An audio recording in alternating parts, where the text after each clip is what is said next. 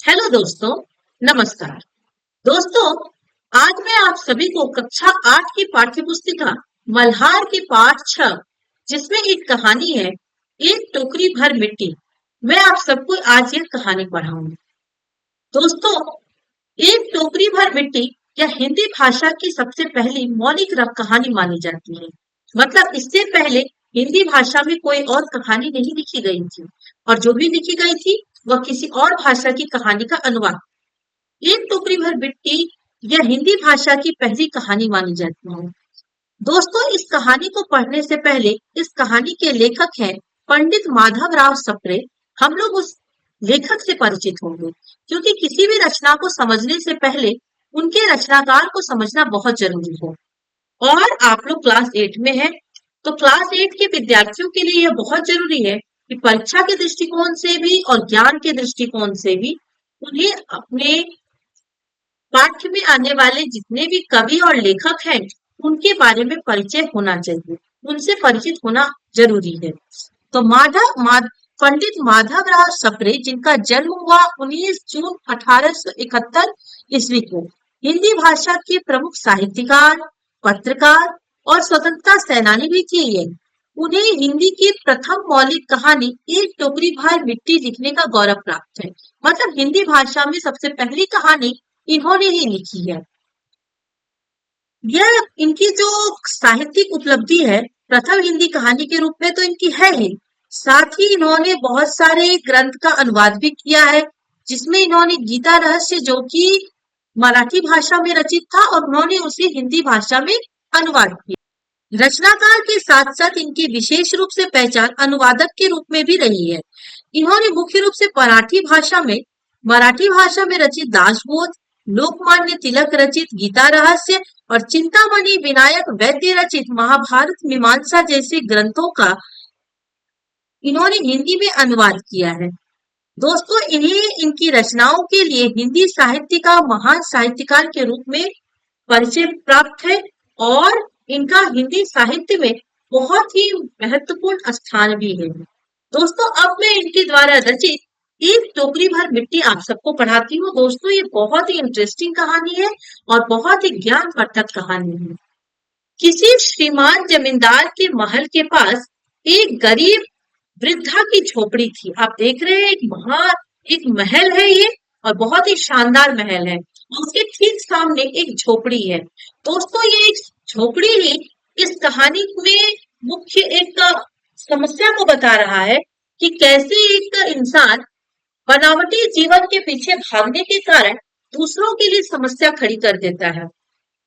तो जमींदार साहब को अपने महल के अहाता उस झोपड़ी तक बढ़ाने की इच्छा थी।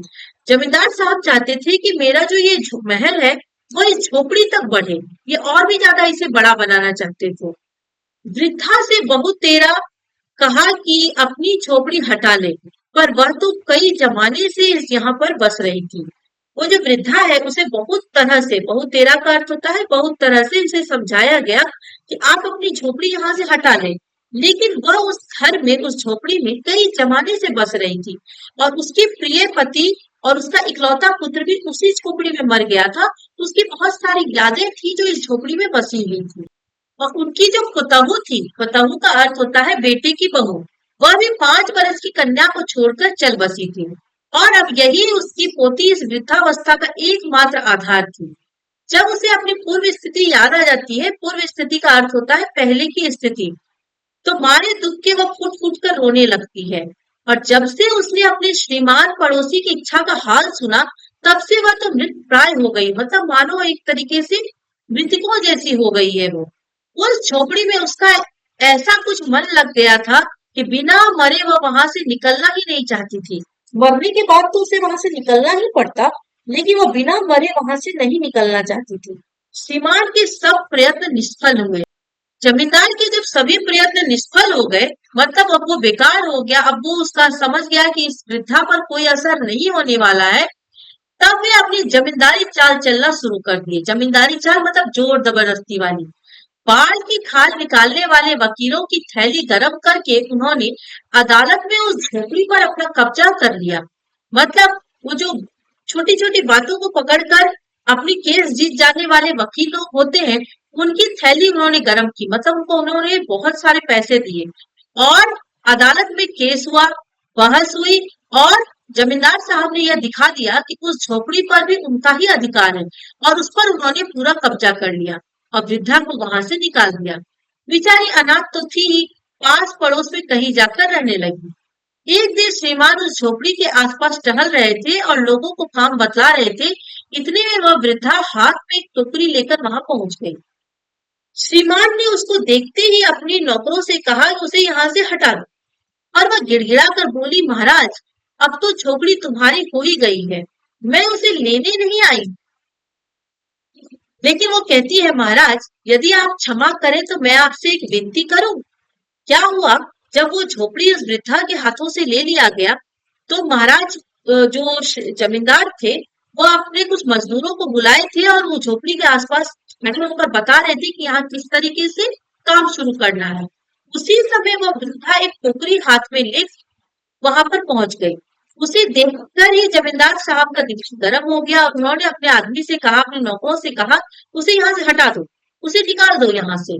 तो वह वृद्धा गिड़गिड़ाकर मतलब होता है रो रो कर बोलने लगी कि महाराज, अब तो ये झोपड़ी तुम्हारी हो ही गई, मैं उसे लेने नहीं आई हूँ, लेकिन मुझे महाराज क्षमा कीजिएगा, अगर आपकी परमिशन हो, आप अगर मुझे आदेश दे तो मैं आपसे एक विनती करूं। तो जमींदार साहब के सिर हिलाने पर, सिर हिलाना भी दोस्तों एक मुहावरा है जिसका अर्थ होता है हामी भर देना। तो जमींदार साहब के सिर हिलाने पर उसने कहा कि जब से ये झोपड़ी झोपड़ी छूटी है तब से मेरी पोती ने खाना पीना सब छोड़ दिया है। मैंने उसे बहुत समझाया पर वह एक नहीं मानती। यही कहा करती है कि अपने घर चल, वही रोटी खाऊंगी। अब मैंने यह सोचा कि इस झोपड़ी में से एक टोकरी भर मिट्टी मैं ले लूं और उसे ले जाकर चूल्हा बनाकर उसी में रोटी पकाऊं। इससे भरोसा है कि वह रोटी खाने लगेगी, क्योंकि उसकी जो मिट्टी रहेगी, चूल्हे की मिट्टी, वह तो इस झोपड़ी से लाई गई होगी। उस बच्ची को ऐसा लगेगा कि वो अपने ही घर में खाना खा रही है। महाराज, कृपा करके आज्ञा दीजिए तो एक टोकरी में मिट्टी ले लूं। श्रीमान को क्या दिक्कत था, जमींदार थे, उस एक टोकरी भर मिट्टी तो वो दे ही सकते थे, तो उन्होंने आज्ञा दे दी। वृद्धा झोपड़ी के भीतर गई और वहां जाते ही उसने पुरानी बातों का स्मरण हुआ और उसकी आंखों से आंसू की धारा बहने लगी। मतलब वो जैसे ही झोपड़ी के अंदर गई, उसे अपने जीवन की पुरानी पुरानी जितनी भी घटनाएं हैं वह सब उसे याद आने लग गया और उसकी आंखों से अपने आप ही आंसू बहने लगे। अपने आंतरिक दुख को किसी तरह संभाल कर उसने अपनी टोकरी मिट्टी से भर ली और हाथ से उठाकर बाहर ले आई। फिर हाथ जोड़कर श्रीमान से प्रार्थना करने लगी कि महाराज, कृपा करके इस टोकरी को जरा हाथ लगाइए, जिससे कि मैं उसे अपने सिर पर धर दूं। क्या हुआ? जब उसने टोकरी में मिट्टी भर लिया तो टोकरी बहुत ही ज्यादा भारी हो गया। वृद्धा उसे अपने हाथों से उठाकर अपने सिर पर नहीं ले सकती थी। तो उसने जमींदार से कहा कि श्रीमान, आप एक बार इस टोकरी पर हाथ लगा दीजिए और हाथ लगाकर उठाकर मेरे सिर पर रख दीजिए, तो मैं इसे लेकर चले जाऊंगी। जमींदार साहब पहले तो बहुत नाराज हुए, पर जब वो बार बार हाथ जोड़ने लगी और पैरों पर गिरने लगी तो उनके भी मन में कुछ दया आ गई। तो किसी नौकर से ना कहकर आप ही स्वयं टोकरी उठाने को आगे बढ़े। उन्होंने किसी नौकर से नहीं कहा कि आप टोकरी को इसके सर पर उठा के रख दो, बल्कि वो खुद ही आए और टोकरी उठाने की कोशिश करने लगे। लेकिन क्या हुआ, जैसे ही, ज्यों ही का अर्थ हुआ जैसे ही टोकरी को हाथ लगाकर ऊपर उठाने लगे, त्यों ही देखा कि यह काम उनकी शक्ति के बाहर है। वो अपनी पूरी ताकत लगाकर भी उस टोकरी को नहीं उठा पा रहे थे और फिर तो उन्होंने अपनी सब ताकत लगाकर टोकरी को उठाना चाहा और जिस स्थान पर टोकरी रखी थी वहां से वो एक हाथ में ऊंची नहीं हुई और वह लज्जित होकर कहने लगे कि नहीं, यह टोकरी हमसे नहीं उठाई जाएगी। जब जमींदार साहब ने कहा कि यह टोकरी मुझसे नहीं उठाई जा सकेगी, तो यह सुनकर वृद्धा ने कहा, उस वृद्ध औरत ने कहा कि महाराज, नाराज ना हो, आपसे एक टोकरी भर मिट्टी तो उठाई नहीं जाती है, तो इस झोपड़ी में तो हजारों टोकरियां मिट्टी पड़ी है, उसका भार आप जन्म भर कैसे उठा सकेंगे? आप जरा इस बात पर विचार कीजिएगा। जमींदार साहब धन मद से गर्वित हो अपना कर्तव्य भूल गए थे। धन मद से का अर्थ होता है धन से भरा हुआ जो उनका जीवन था, उसके मद से, उसके अहंकार से वह पूरी तरह से गर्वित थे, वो भरे हुए थे। और जिसके कारण वो अपना कर्तव्य भूल गए थे कि पैसे की आड़ में कभी भी किसी वृद्ध को, किसी गरीब को परेशान नहीं करना चाहिए, उसको कष्ट नहीं देना चाहिए। पर वृद्धा के उपयुक्त वचन, उपयुक्त का अर्थ होता है बिल्कुल सही। उनके सही वचन, उपयुक्त वचन को सुनते ही उनकी आंखें खुल गई। दोस्तों, आंखें खुल गई यह भी एक मुहावरा है जिसका अर्थ होता है उसे अपनी गलती का एहसास हो गया।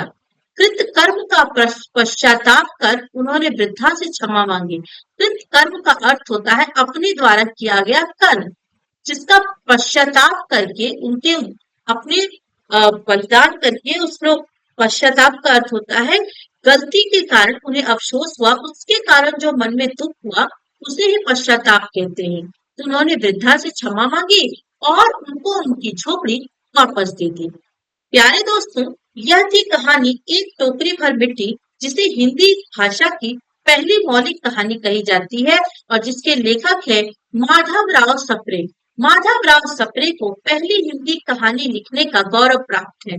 ये हिंदी भाषा के भी लेखक है और अनुवादक भी हैं। इन्होंने मराठी भाषा में अनेक रचनाओं का हिंदी भाषा में अनुवाद किया। आप देख सकते हैं माधवराव सप्रे जी को, जिनके द्वारा हिंदी भाषा की कहानी की शुरुआत हुई और इनका जन्म हुआ है मध्य प्रदेश में। इस चीज का आप ध्यान रखेंगे। मैंने आपको स्टार्टिंग में जो बताया, लोकमान्य तिलक चर्चित ग्रंथ गीता रहस्य का मराठी से हिंदी में अनुवाद किया, यह बहुत ही प्रचलित है। तो दोस्तों, तो आज का हमारा ये पाठ एक टोकरी भर मिट्टी यही समाप्त हुआ। इसके साथ ही मैं अपना वीडियो यही बंद करती हूँ। दोस्तों, यदि आप लोगों को मेरा वीडियो अच्छा लगा तो प्लीज इसे लाइक करें, फीडबैक के रूप में मुझे कमेंट दें और मेरे चैनल को सब्सक्राइब करें। जितना हो सके, जितने भी बच्चे हैं जो कॉम्पिटिटिव एग्जाम की तैयारी कर रहे हैं, चाहे कि जिस भी बोर्ड के बच्चे हो, क्लास 8 के जितने भी बच्चे हो, उन सब तक मेरे ये वीडियो को शेयर करें। और एक टोकरी भर मिट्टी, बहुत सारे कॉम्पिटिटिव एग्जाम में भी इस कहानी को रखा जाता है और इससे संबंधित प्रश्न पूछे जाते हैं। तो यह वीडियो बहुत सारे बच्चों के लिए हेल्पफुल रहेगा। तो दोस्तों, अब मैं आप लोगों से विदा लेती हूँ। अब मैं मिलूंगी आप लोगों से अगली वीडियो में अगले पार्ट के साथ। तब तक के लिए बहुत बहुत धन्यवाद।